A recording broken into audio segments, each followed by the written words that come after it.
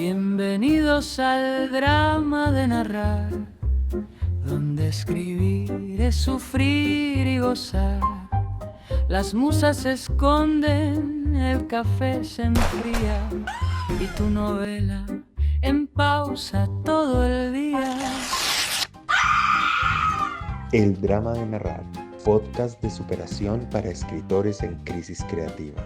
Este es un proyecto producido por Fabular SAS, conducido por Pedro Miguel Rosso y con la asistencia de producción de Daniela Garibello.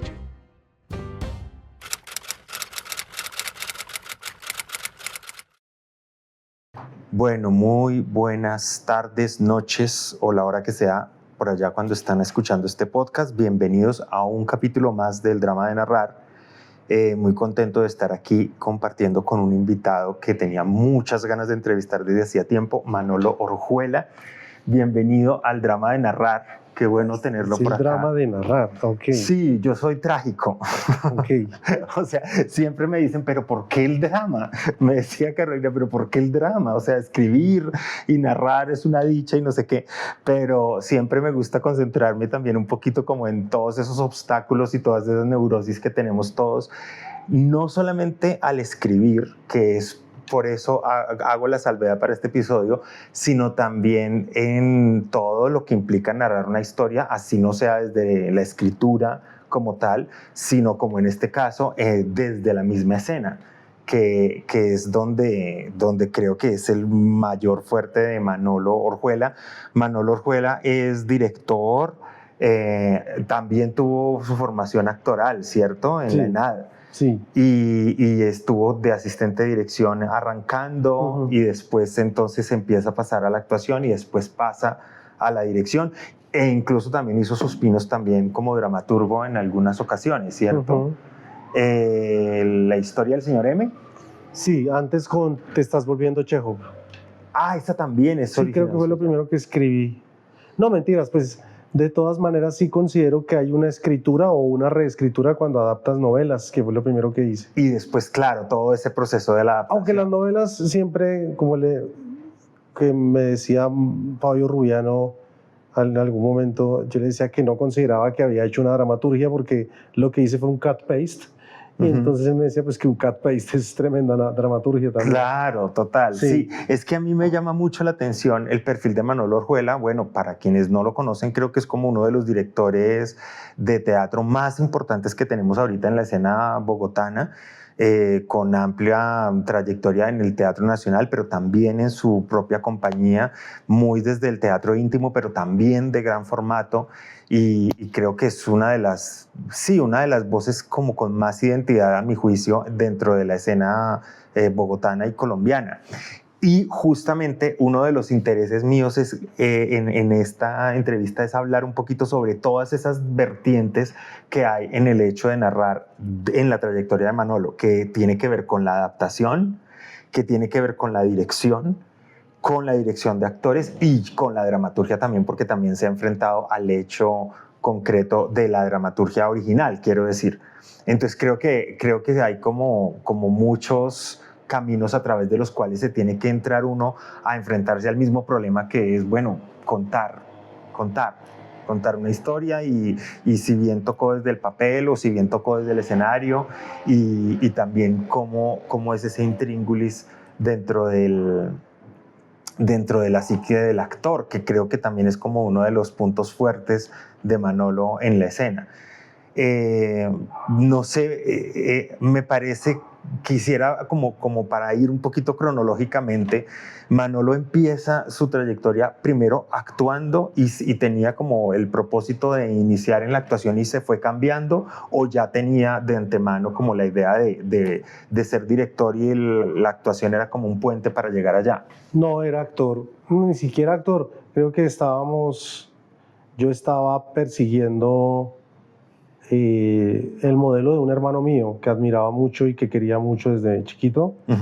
Y él se fue a estudiar cine a Moscú y yo quería seguir sus pasos. Yo estaba como predestinado para ser ingeniero industrial o ingeniero electrónico porque era muy bueno en el mundo de las matemáticas y el mundo de mis hermanos mayores es un mundo de ingenieros.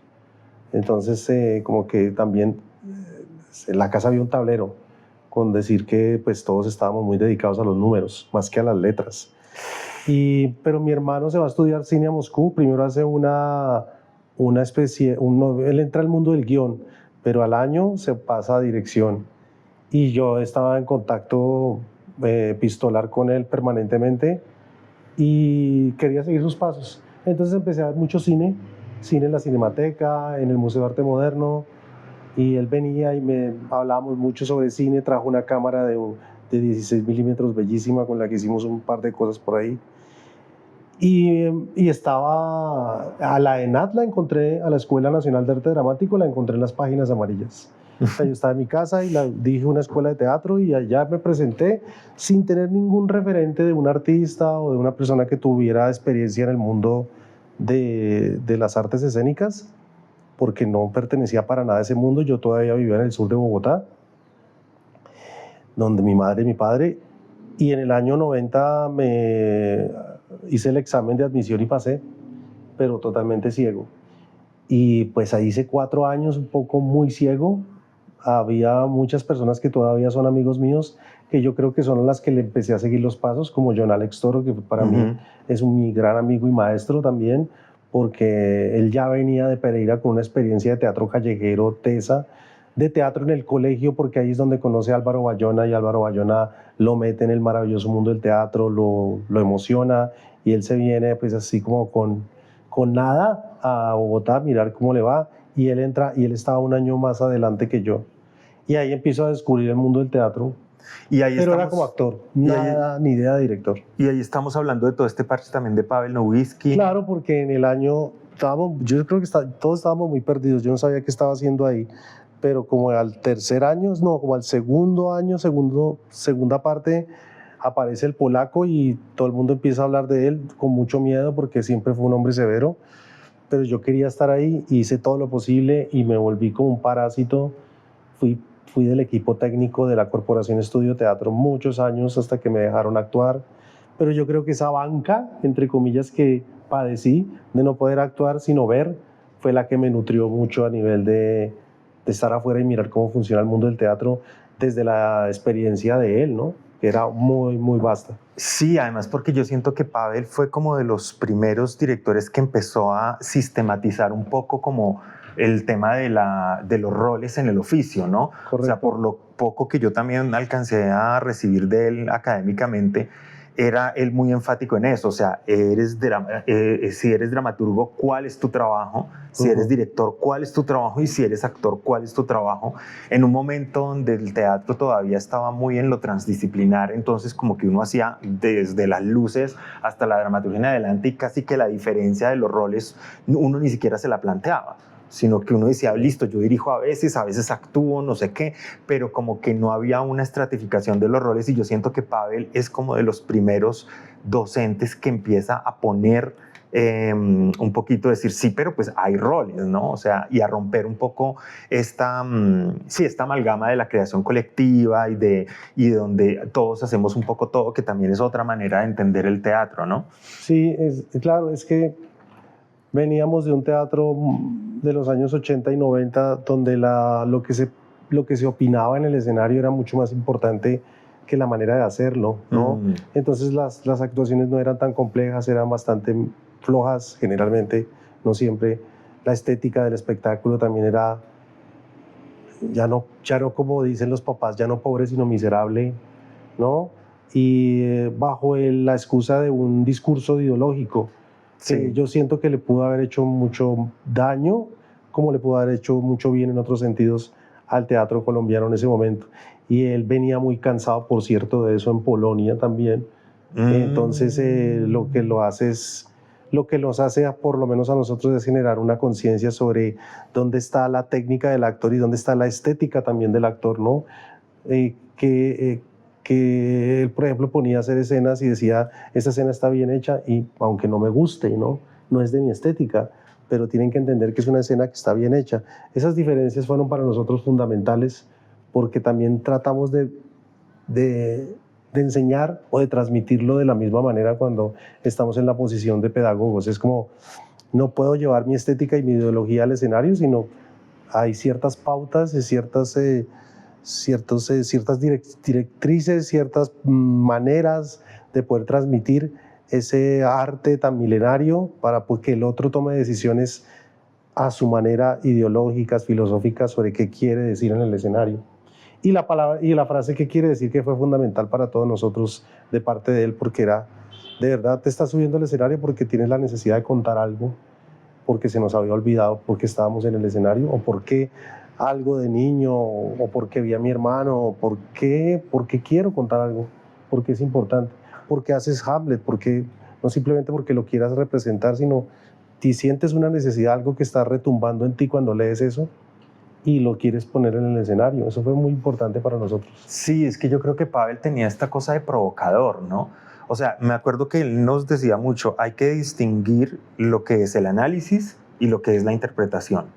Entonces, primero tú haces el análisis, porque creo que en muchos casos, en el mío también, como que teníamos las dos cosas revueltas. Entonces, yo quiero decir esto, sí, tú quieres decir eso, pero el texto que está diciendo, y después mira, si esto que tú quieres decir cabe dentro de lo que el texto dice, o de pronto necesitas es otro texto, porque de pronto esta no es la herramienta más adecuada para llegar con lo que tú quieres. Así me acaba de pasar con él, porque yo estoy haciendo una reflexión sobre el tapón del Darién para aplicar para una convocatoria en los Estados Unidos, y le pregunté a él si la Odisea era apropiada de ese viaje que hacen los venezolanos, colombianos, afganos, iraníes por el tapón del Darién para llegar a los Estados Unidos, y le hablaba de la Odisea, y pues sencillamente te destroza con una cosa que uno, claro, idiota, no se dio cuenta. Sí, pero la Odisea es el retorno a casa, ¿no? Entonces, no te sirve.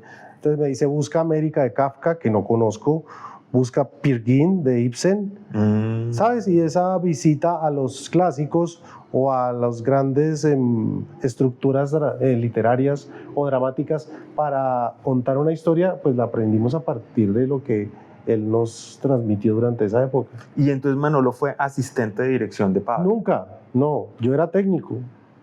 Nunca fui asistente, el asistente era César Vanegas. Sí, lo recuerdo. Sí, que él fue casi siempre el asistente. No, yo parando bolas. Pero ahí viendo... Yo creo que eso fue fundamental, viendo, y también cuando me fui a hacer asistencia de dirección al Teatro Nacional, porque le hice asistencia de dirección a Fabio, a Jorge Alí por muchos años, que para mí es uno de mis grandes maestros, a Puche mucho tiempo, a Fanny cuando dirigía sus espectáculos. Entonces incluso aprendí de muchas índoles, porque Fanny tiene un color más café concierto, Jorge Alí sabe mucho de la puesta en escena, porque Jorge Alí aprendió en una época donde Checoslovaquia estaba muy preocupada por la puesta en escena, y como es hijo de pintor, entonces es determinante la puesta en escena y aprendes mucho a poner en escena, ¿no? Es una persona que está acostumbrada a trabajar con actores profesionales, no les dice, entre comillas, mucho, pero porque sabe que tiene gente que le responde, y la puesta en escena para él es fundamental. Otra cosa es cuando está en el cine, obviamente. Fabio reescribía, que eso también lo vi mucho, reescribía el tranvía llamado Deseo estando con nosotros ensayando, ¿no? Entonces es un hombre activo a nivel dramatúrgico en el escenario. ¿Quién más? Puche, pues claro, la vasta experiencia frente al actor. Sí, toda la cadena sabe rusa. Muy bien trabajar con los actores y todas esas cosas. Creo que desde el 94 hasta el 2003, casi 7, 8 años, pues salió. Me dieron la oportunidad de aprender un resto sobre la dirección y de enamorarme de la dirección y no sentirme frustrado porque, claro, intenté actuar, pero pues no resulté ser muy bueno. Tras de que era mediocre, tenía gente muy buena al lado mío. Sí, entonces había gente muy dura y me sentía muy frustrado, pero salí rápido de esa frustración en el hecho de que me apasioné mucho por la dirección. ¿Y en qué momento decidí dar el salto y decir, bueno, voy a dirigir algo acá? Yo creo que cuando me iba también de asistente de dirección, porque estos directores tenían la costumbre de dejarlo a uno. Jorge Alí le dejaba a uno la obra y Fanny valoró mucho eso, y Fanny se dio cuenta yo siempre llevaba un cuaderno y tomaba notas. Entonces terminaba la función y yo tenía 132 notas y la gente tenía que llegar temprano el día anterior y escucharlas todas. Y yo no sé por qué yo tomé para mí eso era ser asistente de dirección. Y es más, yo le solicité a Fanny que porque tenía trabajos transversales como comprar el refrigerio, como hacerle todas las vueltas a los actores que necesitaban, algunos más caprichosos que otros, pues uno terminaba más de asistente de producción que de dirección. Entonces le dije que me llamara director asistente y ella lo aceptó. Y empecé a ejercer un rol muy bacano en el hecho de la asistencia de dirección, que todavía digo que para muchas cosas soy más asistente de dirección que director. Y cuando veo un asistente de dirección medio flojo, le digo por qué con toda el alma, porque sé muy bien dónde se debe situar. Y cuando es asistente de producción, pues es otra cosa. Cuando le toca a las dos, también le toca, porque no hay plata para pagar dos. Pero es chévere tener esa conciencia de, le traigo un tinto al actor, pero también le puedo decir cosas que pienso sobre su interpretación. Es que casi que siento que ahí sí le hizo honor un poco a la tradición de ingenieros que había en su casa y en la tradición de tal vez el pensamiento matemático, pienso yo, porque también he estado así, que cuando uno está un poquito en la barrera, la primera aproximación que uno tiene al oficio es muy racional, o sea, muy operativa de... Sí, porque cuando yo fui asistente de dirección de Everett también, o sea, cuadre los horarios de los ensayos, pero yo siento que detrás de esa logística uno también empieza a entender un montón de cosas, claro, sí, sin tenerse que estar enfrentando al estrés creativo al que está enfrentándose el otro. Y entonces cuando uno ve los toros desde la barrera, como que uno dice, claro, es muy importante la organización en todo el hecho teatral, o sea, como que eso fue una de las cosas que yo aprendí como asistente de dirección. Pucha, es clave. O sea, sí, a mí me decía Everett, pero ¿para qué citaste a este actor a las 11:30? Yo a las 11:30 no he terminado, no queremos que el actor se agote. O sea, cítalo a las 11:30, no sé qué. Y él me miraba las sábanas de ensayos y era súper riguroso. Y yo, uy, pero ya, qué exageración. Porque venía de esta cosa de todos somos todo, no importa el actor que llegue ahí, se recueste y dice, yo no quiero tener un actor ahí recostado esperando, pues que llegue a la hora que es, calcula bien los horarios.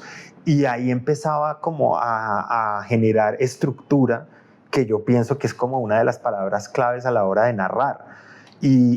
Pero como una estructura que está desnuda de contenido porque usted no está enfrentado a eso. Y tal vez cuando usted decide ya lanzarse como creador, por lo menos ya hay una estructura operativa alrededor de todo el fenómeno teatral que lo soporta, ¿no? Un poco así. Tal cual, sí. Eso era lo que hacíamos permanentemente con él.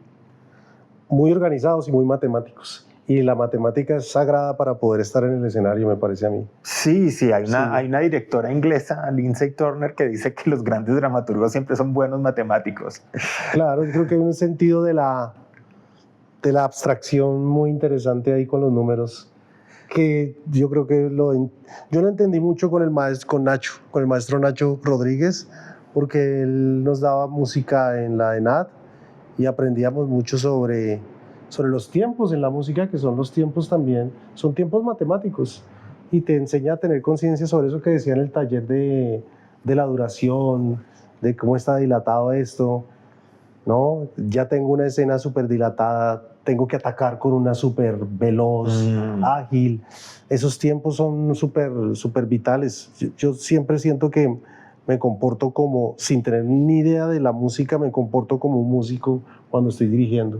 Casi que de todas maneras la estructura fue la manera también de acercarse al hecho creativo por fuera de lo conceptual, que a veces se puede volver pesado, se puede volver denso y se puede volver como un pretexto, como que uno dice, sí, el concepto es muy importante, está muy bien sustentado, no sé qué, pero es aburrido, no tiene matices. La estructura tiene esta cosa de que está por fuera de lo que necesariamente implica sentido, construcción de significado, pero que va más allá a ese tema de la música, del ritmo, metamos acá un contrapunto, o sea, de cómo se va componiendo eso por fuera del... Claro, aunque para mí es un trabajo que comunico de esa forma como lo acabo de comunicar a mi asistente o a otro colega con el que estoy compartiendo dudas sobre el escenario. A los actores no, les hablo de otra forma. ¿Cómo le habla a los actores? Emocional. Pero cuando usted está hablando con los actores de esta manera emocional, también usted está con una segunda lectura musical. Claro, porque es que si les pido eso a nivel racional, creo que se acaba la aventura para todos. A mí me gusta entrar en el mundo de lo imaginario, de qué estamos contando, no de la forma en que lo estamos contando, sino de lo importante que es que aquel o tal o cual personaje sufra o se aburra o muera o se deprima o cante o grite o llore, ¿no?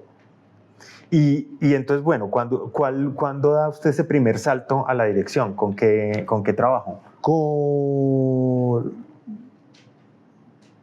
Pues ahí se parte la historia en con lo que hay que comer y con lo que uno puede vivir, porque a la par que yo estaba haciendo mi primera adaptación de una novela que es La impaciencia del corazón de Stefan Zweig, una obra que adoré mucho y que solamente se presentó un mes en la Casa del Teatro, pero para mí es mi obra, una de mis obras favoritas, pero no la pude volver a hacer porque inmediatamente hice otra adaptación de otra novela de Stefan Zweig que es Carta de una desconocida y Fanny le hizo mucha barra. A Fanny le encantó, Fanny la llevó a su casa porque la presentábamos en un sofá, como en ese sofá se presentó varias veces, que es el juego de estas sillas. Sí. Y claro, la empezó a ver todo el mundo. Festival Iberoamericano de Teatro del 2006. Sí. Se hizo un showcase para ella y se vendió por toda España. Compraron la adaptación unos españoles. Se internacionalizó, ahí se me dispara la carrera, pero yo quería que fuera la otra. A mí me gustaba más la otra. Pero la otra quedó ahí en el baúl. Pero en realidad la que estaba haciendo al tiempo, de carácter comercial, porque también sabía que yo quería hacer cosas bacanas, pero también siempre he querido tener billete, porque claro, es tan importante estar viviendo bacán, vivir rico, ¿no? Ay, sí. Y estábamos montando Blancanieves y los 7 enanitos para la franja infantil de la Castellana. Y la monté con enanos de verdad. Y ese fue como el hit, porque eso parecía pues un show freak al que sí. Iban los pelados y los niños se asustaban muchísimo, quedaban como, hacían como una cara de ¿qué es esta vaina? Cuando aparecía el primer enano siempre se quedaban a verlos al salir porque decían a ver si era de verdad que eran enanos, porque pues el teatro es magia de alguna manera, ¿no? Sí, de todas las maneras. O sea que... Y nos fue muy bien con Ana María Sánchez era la bruja. Ah, sí, Carolina Ramírez, que ahora se volvió una actriz súper famosa. En ese momento ella todavía estaba recién salida de ballet clásico. Ella es bailarina de ballet clásico y se hizo toda la interpretación de Blancanieves en danza. Entonces era bonito, era chévere. Y o sea que diríamos que el primer encuentro con la dirección y con este hecho de empezarse a narrar sus historias fue a través de la adaptación. O sea, ese fue el primer proceso. Sí. Partir del texto de Blancanieves, partir del texto de Stefan Zweig. También alguien que me soltó mucho el timón y se lo agradecí mucho fue Jorge Ali, porque Jorge Ali me dice, venga, hagamos entre los dos I Took Panama. Hicimos una versión en el 2003 en conmemoración de los 100 años de la separación del Canal de Panamá y tuvo muchas funciones. Estrenó en la 71 y no tuvo tantas, pero tuvo muchísimas en la Casa del Teatro. Y es la primera vez que él dice, quiero que compartamos dirección, quiero que aparezcas tú en el aviso como codirector. Y eso fue pues un gran honor para mí. Y claro, es como, venga, esto yo lo hice él lo había hecho hace 73, él lo había hecho hace como 40 años y me da la oportunidad de hacerlo a mí. Él lo había hecho ya 2 versiones, esta sería la tercera. Y está al lado mío, me dice, hágale, dirija, yo lo oigo. Y después me retroalimentaba, por eso es una persona muy especial en mi vida. Claro. Bueno, y todo ese encuentro ¿cómo es ese encuentro con la novela, por ejemplo, con Stefan Zweig, un escritor que uno admira, un escritor que uno conoce, que uno venera de alguna manera? Y después usted dice, listo, lo venero y todo eso, pero yo lo tengo que coger, lo tengo que malear, lo tengo que transformar y en algunos casos de pronto lo tengo que contradecir. O sea, ¿cómo es esa relación suya con el autor original al que usted tiene que adaptarlo? O sea, ¿hay algún proceso que siempre mantenga uniforme o cada proceso es distinto? ¿Cómo es esa primera relación entre literatura y teatro para empezar a hacer esa traducción? Ahí sí, creo que era una frase que decía Santiago García, ¿sabes? Que decía que yo como Shakespeare y lo que no me sirve lo cago. Está buenísimo. ¿Sabes? Ese me gustó mucho, no me acuerdo quién me la contó, pero esa la dijo él. No sé si referente a una obra en concreto, pero así, además, no sé, lo estoy parafraseando. Y eso hago porque cuando yo leo Carta de una desconocida, yo ya sé cuando la estoy leyendo, dice, uy, esto es teatro. Y ya sé qué quitarle. Ya sé qué quitarle y en el mapa de mi visual está qué quitarle. Obvio, lo que tiende a ser dialogado, pues está supeditado a ser actuado, a tener acción. Las contemplaciones como las descripciones del narrador, ya sea intradiegético o extradiegético, pues a veces sirven, a veces no. Trato de evitar el narrador porque me parece la vuelta más fácil de hacer, porque poner un narrador es cuando se está con problemas, ponga un narrador y ya soluciona todo. Sí, si usted se la lucha de quitarle el narrador, creo que se está volviendo un poquito más complejo. Eso es lo que hago. Y con las dos novelas, es que hay ciertos escritores que obviamente se prestan mucho para hacer, que invitan a la acción, luego invitan al drama escénico. Y yo llegué a Stefan Zweig por Santiago Moure, porque él es un apasionado y conoce casi todas las novelas biográficas. Él me dijo, tienes que leerte Magallanes. Entonces leí Magallanes y quedé como, wow, esto se puede hacer porque él novelea, si se puede decir, la biografía. Entonces él imagina cuadros donde está Magallanes hablando en el barco con los marineros, y uno dice, eso pudo haber existido, ¿no? Es como, y todo dice, es tan bien hecho que uno dice, casi que se atrevería a preguntar, pero no es posible que se documentó acaso este tipo. Y él es maravilloso en ese sentido. Hay una cantidad de detalles maravillosos que uno dice, pueden ser perfectamente históricos. Y dije, ¿qué más tiene este tipo? Entonces empecé a leer sus novelas, yo creo que las leímos todas. Y pues la mayoría son muy teatrales. Yo monté después otra en formato pequeño acá que se llama 24 horas en la vida de una mujer. De Stefan Zweig también. Stefan Zweig. Son muy dramáticas en el sentido de que invitan a la acción sus diálogos y los puedes ubicar en cualquier parte. Pero es casi que yo siento que en el proceso de adaptación hay como dos retos que uno tiene que mirar. Uno, morfológicamente el relato cómo se va a transformar. Exacto, tengo un narrador o dos narradores, ¿cómo los voy a hacer? ¿Lo voy a volver diálogo? ¿Lo voy a volver acotación? O sea, esa exploración morfológica. Y después, ¿qué adaptación desde lo temático quiero hacer? Estaba pensando ahorita en lo que me contaba del Hamlet que está montando, en donde está haciendo una recontextualización de Hamlet, ya no solamente desde el punto de vista morfológico, sino que temáticamente usted dice, este es el intertexto perfecto para poder hablar del bullying. Lo puedo decir, ¿cierto? Claro, sí.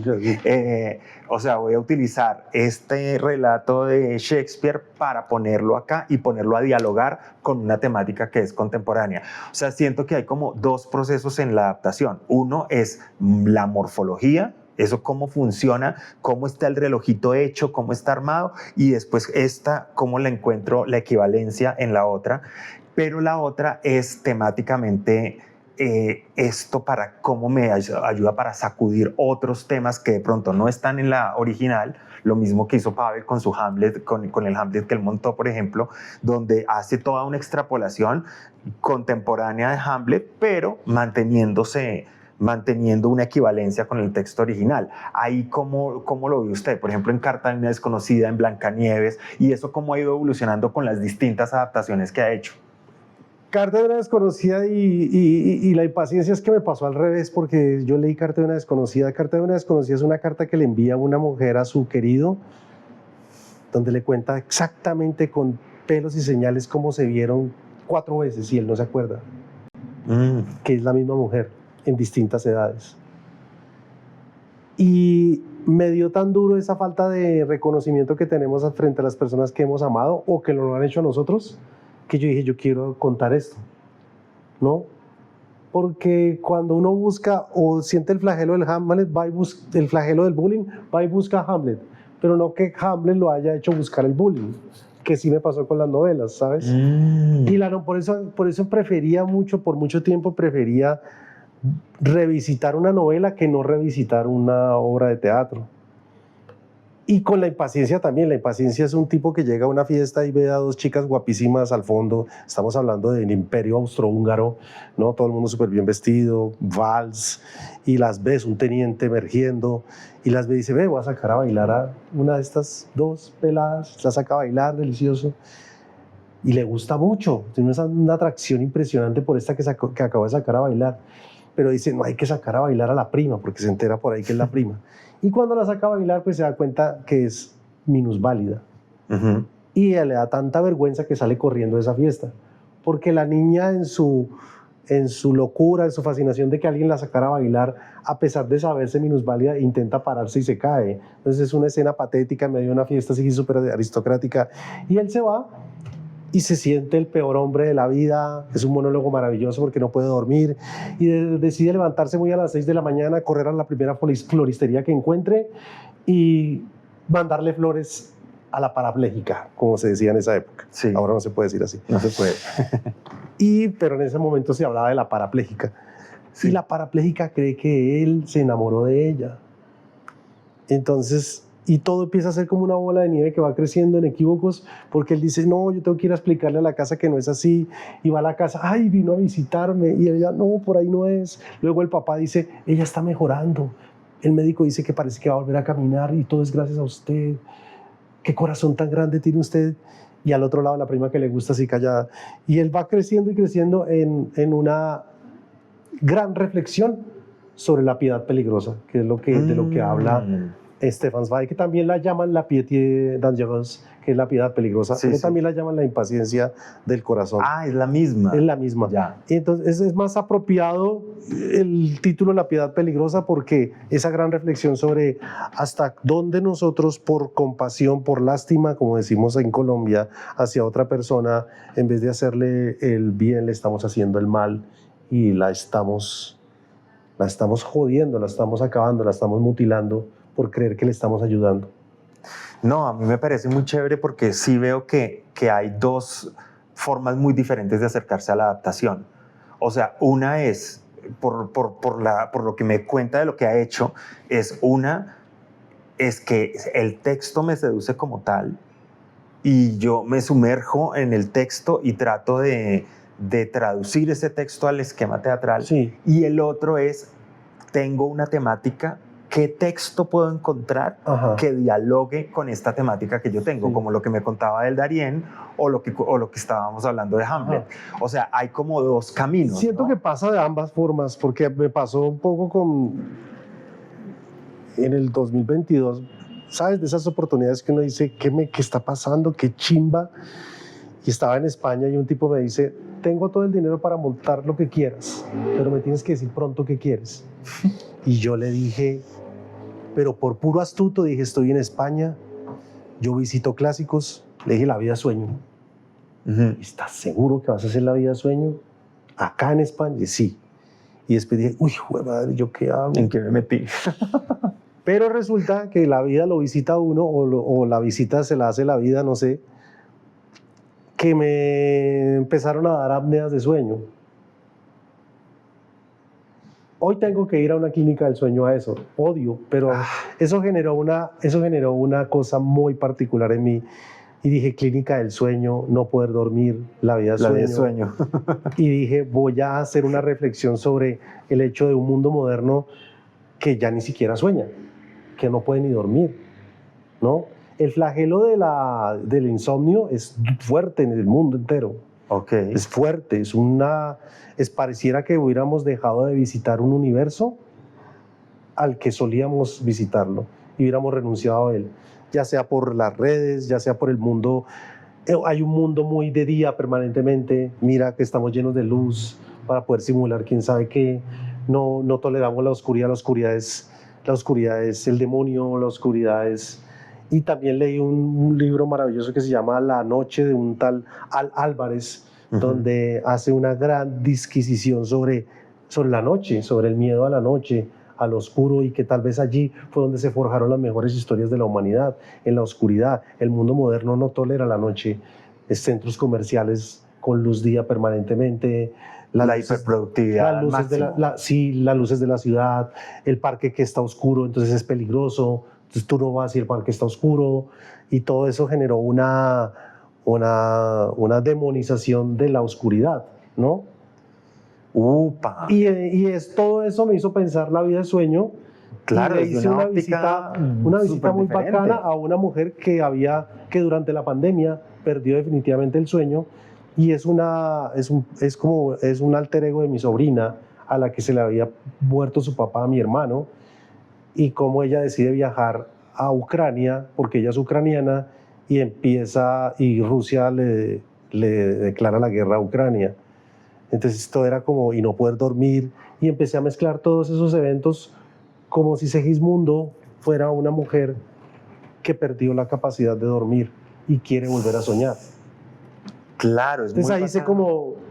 O sea, cómo poner a dialogar una estructura clásica con un conflicto completamente contemporáneo para producir una cosa totalmente nueva, pero que de todas maneras sigue aludiendo estructuralmente la obra original. Correcto, en esa me gradué en la maestría de creación escénica de Univalle. Ajá, fue muy particular el día de la sustentación, porque yo soy muy flojo, lo declaro, para poder poner eso en el papel.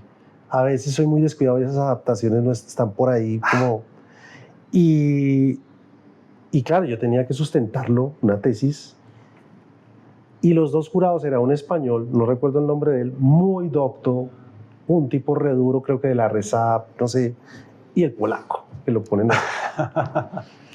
El karma se lo mandó. Y entonces los dos vieron la obra, obviamente. Entonces el tipo de España empieza y me dice su texto, su disertación teórica es deplorable, es muy desordenada, no tiene ni pies ni cabeza, pero uno va y ve la obra y pues verdaderamente queda alucinando. Usted ha hecho un gran trabajo, pero pues dado que esto es una academia, le pido el favor de que la revise, que pueda hacer algo un poco más sistematizado, organizado.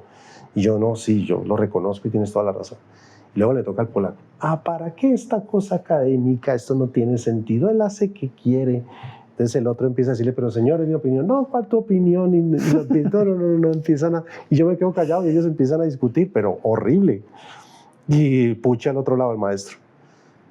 Total, pues yo sabía que pues, el polaco es terco y que el señor de la academia tenía toda la razón.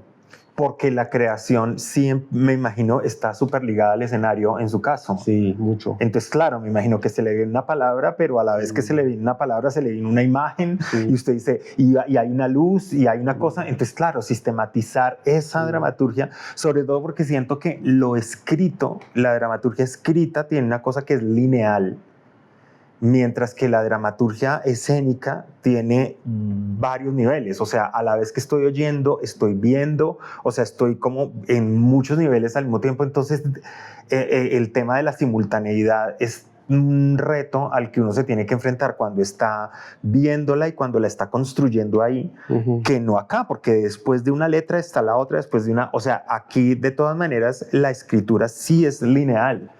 Así usted diga, quiero que esto se escuche al mismo tiempo, sí, pero usted no lo puede leer al mismo tiempo. O sea, así ponga 2 columnas, sí, pero usted tiene que leer primero esta y tiene que leer primero esta para entender. Cuando usted está viendo, usted puede entender las 2 cosas perfectamente. O sea, usted puede estar escuchando y puede estar viendo. Y creo que esa simultaneidad, claro, me parece que es otra manera de armar historias diferente. Sí. Yo tenía claro que, por ejemplo, para esos Segismundos quería tener unas camas inmensas de 3 y 4 niveles, pero camas inmensas. Y entonces llegamos hasta 6 metros de alto, que es grande. Y entonces yo tenía que llegar en junio y yo le dije: voy a escribir mi adaptación de enero a mayo, pero para escribirla necesito que me ayudes a pagarle a unos actores en Colombia para que simulen ser esos personajes, y necesito las mismas dimensiones de las camas en dummies y un escenario para poder ensayar. Y me dijo: listo, ¿cuánto te vale todo eso? Me vale tanto. Bueno, lo tienes. Y yo empecé a escribir mi adaptación así. Ensayábamos en el Teatro del Garaje, conseguimos unos dummies de camas de las mismas dimensiones que allá ya estaban construyendo para la obra de verdad. Pues dirigir con todos los juguetes, que eso no se da toda la vida. Es un sueño, ¿no? Es como lo que uno quiera. Claro. Y claro, pues estuve 3, 4 meses indagando con actores que nunca iban a actuar la obra de verdad, pero que les pagaba por ensayar. No, pero para hacer el... Esa es otra obra de teatro. Y es un dispositivo que yo hago para escribir la obra. O sea que usted iba, miraba el ensayo, ponía algunas premisas y después se iba y tomaba notas sobre eso que veía ahí. Correcto, sí.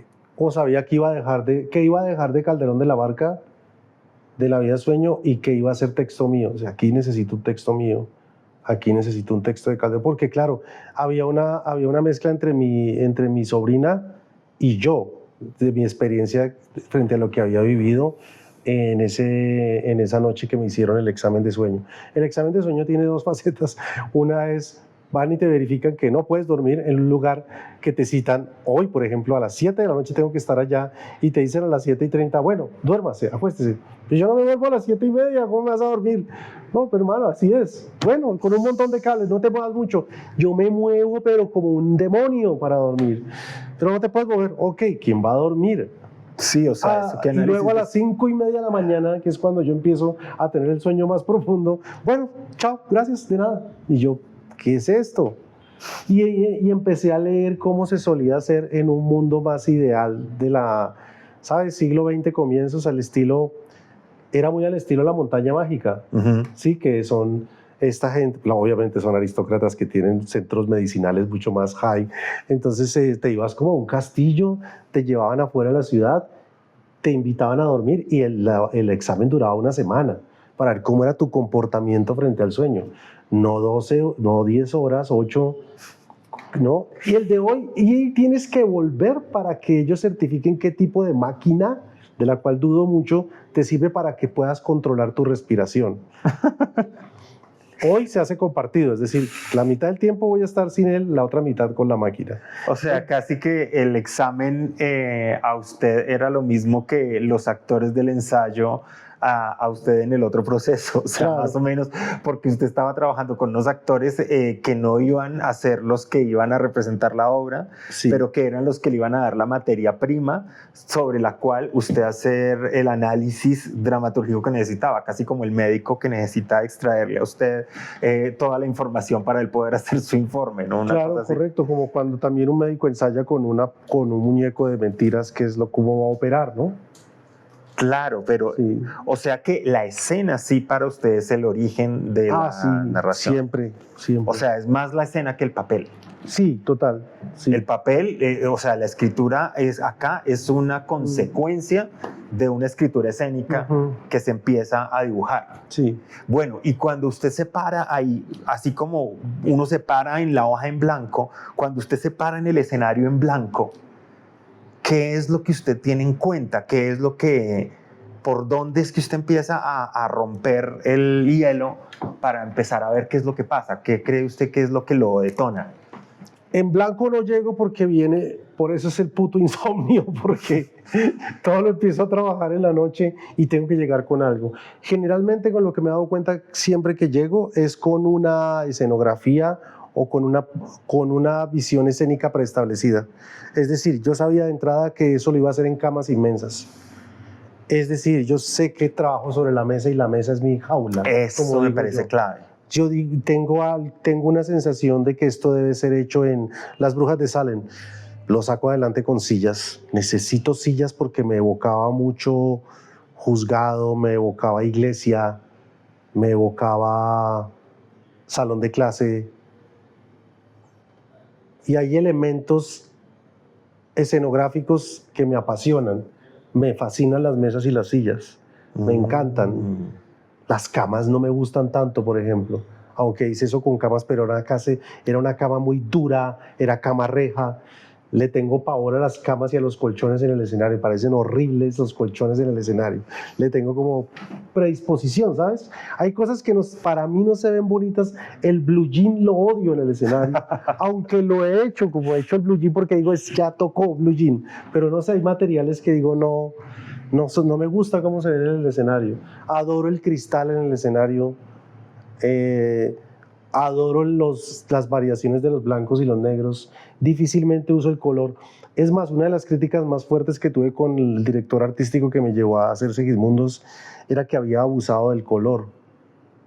y tuve una lección muy fuerte porque él me dijo, usar color, a no ser que sea estrictamente necesario, es de muy mal gusto, Manolo. Me lo dijo así. Y yo quedé como, ok. Y claro, luego vuelvo a mirar y digo, pues tiene razón. Claro, es que generalmente en luz hablamos de temperaturas, además, en el teatro, ¿no? Y el color se lo dejamos casi que al elemento escenográfico o la utilería. Por eso el tono madera y el tono negro blanco me fascinan.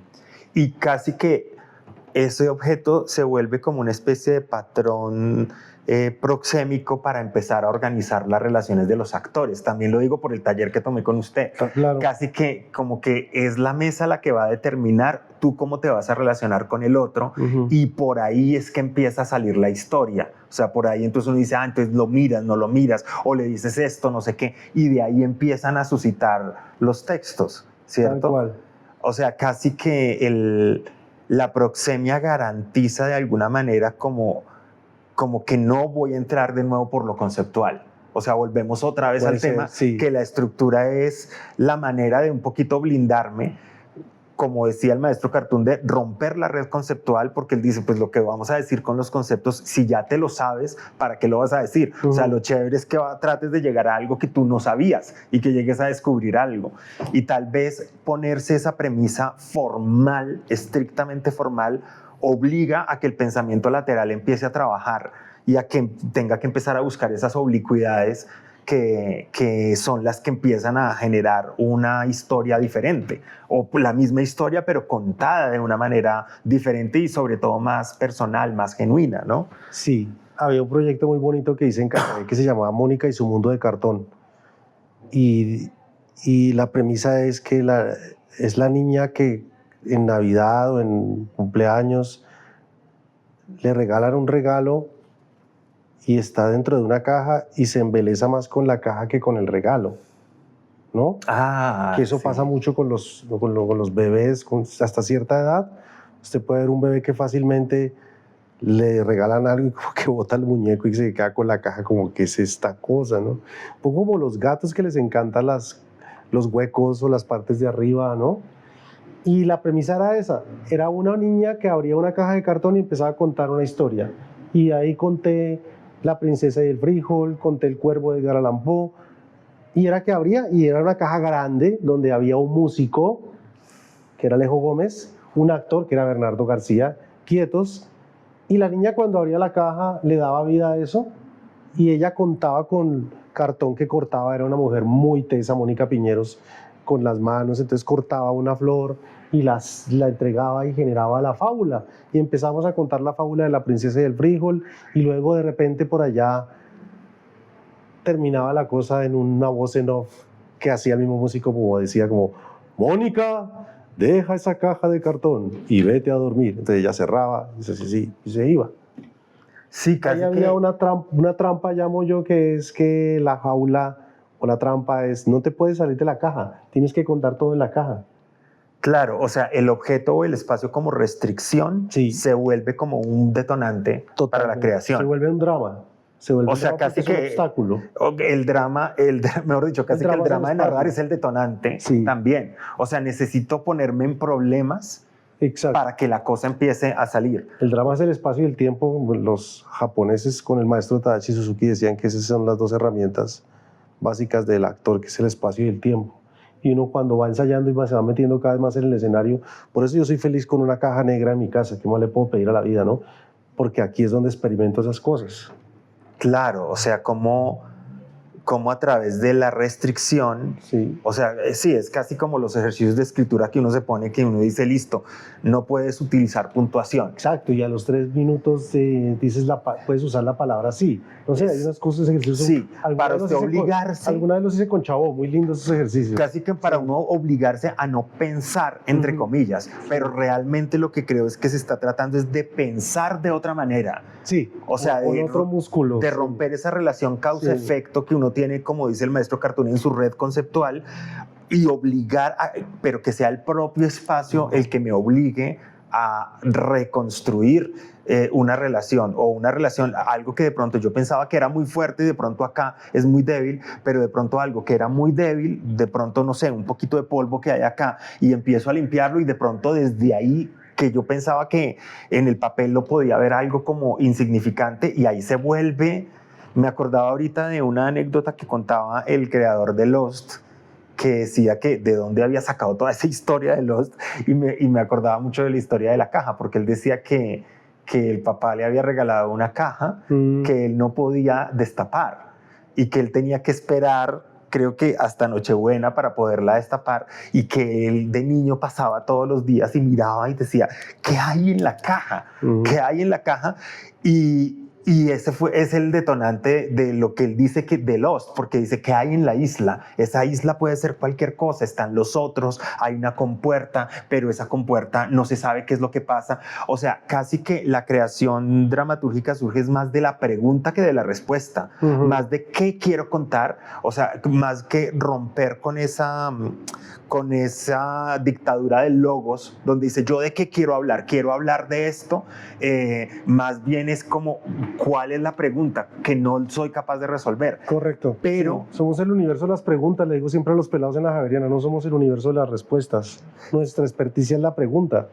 Claro, y sin embargo hay una cosa opuesta en el proceso de creación, y es que usted dice, quiero hablar del bullying, o sea, ahí estoy pensando en un tema, pero cuando llego acá me pongo un obstáculo para que hablar de ese tema no sea tan fácil. O sea, como que sí hay una premisa anterior, un interés anterior de quiero producir cierto sentido, pero como que a ese sentido hay que ponerle un obstáculo para que no sea tan fácil hablar de ese sentido, ¿cierto? Que creo que tiene que ver un poco con eso, justamente porque en la facilidad de decir las cosas, pues se empieza a perder el obstáculo, y al perder el obstáculo pierdo la atención. Que se finge la actuación también, es lo que pasa, se finge. No hay honestidad no hay obstáculo, pues hay fingimiento y no hay sinceridad. Bueno, y ya para empezar a cerrar ahorita, entonces, ¿cuál sería, dentro de ese obstáculo que usted se pone, cuál cree usted que es la parte más difícil para usted en el momento de narrar? Porque ese es el arranque, usted se está poniendo un obstáculo, pero ese obstáculo a la vez es un reto que lo está invitando a un montón de cosas. Pero ya, ¿en qué momento, si lo hay, en qué momento de la creación usted dice, uy, este momento es el que más trabajo me cuesta, y cómo ha logrado salir de ahí, o cómo logra salir de ahí cuando eso ocurre? Cuando el actor se aburre, ese momento a mí me pone muy mal, y trato de hacer lo posible para que no se aburra. No puedo dejarlo que se aburra. Si siento un momentico que se aburre o duda, me la paso muy mal. Tengo que estar muy alerta. Hay un capítulo de Peter Brook que se llama La astucia del aburrimiento. Upa. Y hay un libro que tengo ahí en francés que se llama L'ennui, que es el aburrimiento. Él tiene le da páginas a esa vaina porque yo creo que sirve para la vida. Uno tiene que estar atento a dónde se está aburriendo para decir, aquí me estoy aburriendo, no puedo quedarme aquí, tengo que salir de acá. Y él dice, hay que estar atento cuando en el escenario estamos ensayando y estamos pasando por un momento aburrido. Ahí es donde tenemos que ponernos las pilas. Ser sincero y decir, uy, esta vaina, este pedazo está harto. ¿Qué hacemos acá? Probémoslo más rápido. Listo, que es la primera que uno hace, ¿no? Hágale más rápido. De pronto estoy pasando por algo por alto, bueno, entonces no pasemos rápido, no podemos. Entonces, ¿qué hacemos? No, tiene que pasar algo acá. Y de pronto es un gran suceso el que está esperando que suceda ahí en ese momento. Y sí creo que esa es el principal, porque para mí el actor lo es todo. Para mí el actor es el 80% de lo que yo hago en el escenario, y si él no está sintiéndose que está jugando, que es divertido, que quiere llegar al otro lado, que la quiere contar como la quiero contar yo, no estoy en problemas. Claro, de nada sirve que usted acá en su cabeza tenga su personaje súper claro y la historia súper clara y el arco súper claro, si afuera el actor no está sintonizado con eso que usted quiere decir, no tiene sentido. No, y he visto fracasar obras mías precisamente porque no pude comunicarme con ese actor y el actor entró en un hueco y no lo pude sacar. Afortunadamente no ha sido tan grande el porcentaje porque Claro. sería un completo fracaso, pero ha sido bajito, pero es muy triste cuando pasa. Y generalmente es un error en el casting. ¿Sí? Sí. ¿Y para usted qué es importante ahí, en ese ojo que usted tiene que tener cuando ve al actor, para que usted diga, este es el que me encaja? Ver al personaje y no ver al actor. Estoy viendo al personaje que me estoy imaginando, viéndolo a él. No veo un buen actor, veo el personaje. Veo al personaje. O sea, ese es el principal error. Sí, no, ¿O esa es la principal virtud? Para mí, cuando lo veo al personaje y está bien, no tengo ninguna duda. Yo creo que uno fracasa cuando intenta enseñarle herramientas que no sabe porque tiene ímpetus de maestro, y uno lo que vas a dirigir, uno no va a enseñarle a nadie nada. Uh-huh. Que dicen alumnos, profe, yo quiero estar en sus ensayos porque yo quiero aprender. Yo creo que vas a aprender mucho porque allá yo voy al grano y no voy a estar explicando nada, sino yo estoy dirigiendo, ¿no? Claro. Tino Fernández pensaba lo mismo. Ay, no, tanto tío que viene a visitarme, que quiere aprender, Pero ¿yo qué voy a enseñar, Manuel? ¿Qué voy a enseñar? Si yo estoy dirigiendo. Claro, claro. Y yo creo que ahí es donde uno dice, no, olvídalo. Ve y dale un taller de actuación mejor. Pero si no ves el personaje ahí, creo que eso es fundamental. A nivel técnico siempre me parece importante la voz. La voz es muy importante para mí, que es esto que me está llegando al oído, incluso a veces un poco más que lo que veo de ese personaje.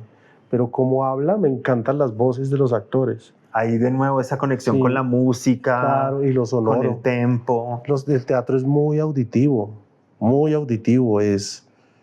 y hay piezas que son más auditivas que visuales y hay que tener una calidad en la manera de decir los textos, de transmitirlos. Por eso, por ejemplo, cantantes, actores me fascinan. Trabajar con César Mora fue un lujo para mí porque saben dónde poner la voz y también se están entregando emocionalmente, no se vuelven radiales, que ese actor sí no me gusta para nada. Sí, casi que yo diría que para Manolo la construcción de la historia es una experiencia muy sensorial. Claro. O sea, no es solamente, acá tengo definido el arco y yo sé el personaje para dónde va. No, porque si usted lo sabe, pero si acá sale otra cosa, esto prima sobre lo que usted tenga acá. No sé mucho de eso. Yo creo que lo construimos en el escenario con el actor.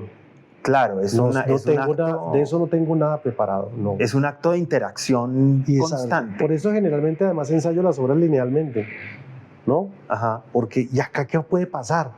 Por ejemplo, ahora en Hamlet, porque estamos sacando el primer acto hasta ahora, y yo de repente ya estoy sintiendo que hay muchas cosas del segundo acto que no quiero contar. Porque ¿para qué? Más bien vayámonos a este momento donde el man ya habló con los actores. ¿Cierto que ya habló aquí con los actores? Sí. Entonces, ¿qué hacemos? No, pues vamos a ensayar con los actores antes de la entrada. O sea que nos vamos a saltar todo eso. Sí, yo siento que tenemos que contar eso ya.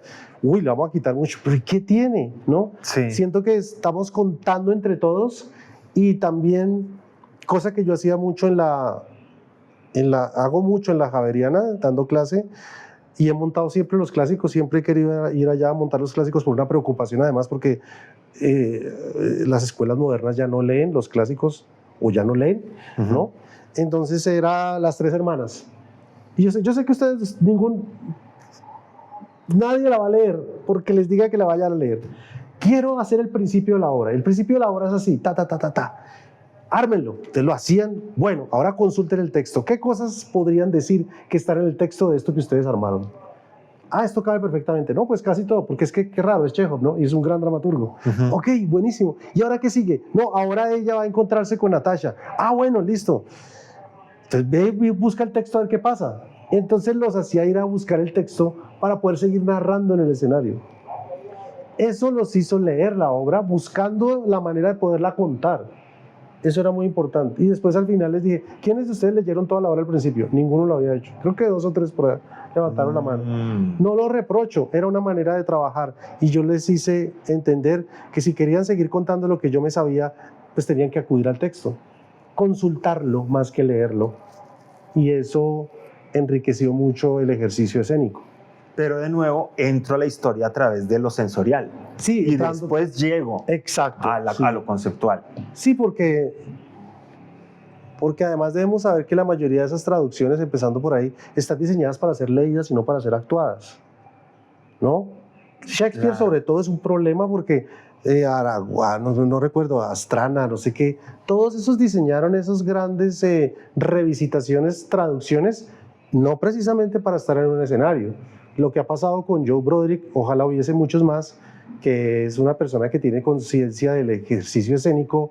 Entonces, claro, hay una traducción colombiana de Hamlet y es otra manera de hablar. Tampoco platanizarlo, claro, obvio no, pero es otra manera de hablar donde un actor dice, yo me siento bien porque no tengo, de entrada lo más básico, no tengo un puto vosotros delante mío, sino tengo un ustedes. Claro. ¿No?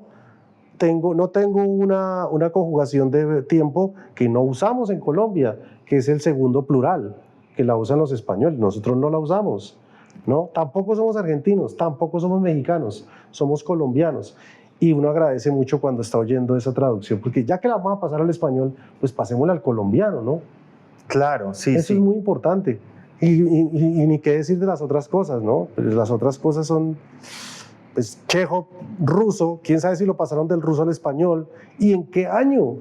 Uno ve traducciones de los 80, 90, a mí ya me da pereza, de verdad, ya los tengo ahí como adorno, los de Aguilar, sí, de Crimen y Castigo, pero 1950, pero usted se da la pela de levantarse 200.000 pesos duro y se va a una buena librería, hay una traducción del siglo XXI de Dostoyevsky, sí, esta, y usted lo abre y seguro te lo vas a comer con mucha más avidez en el sentido de esa manera de comunicarnos, ¿no?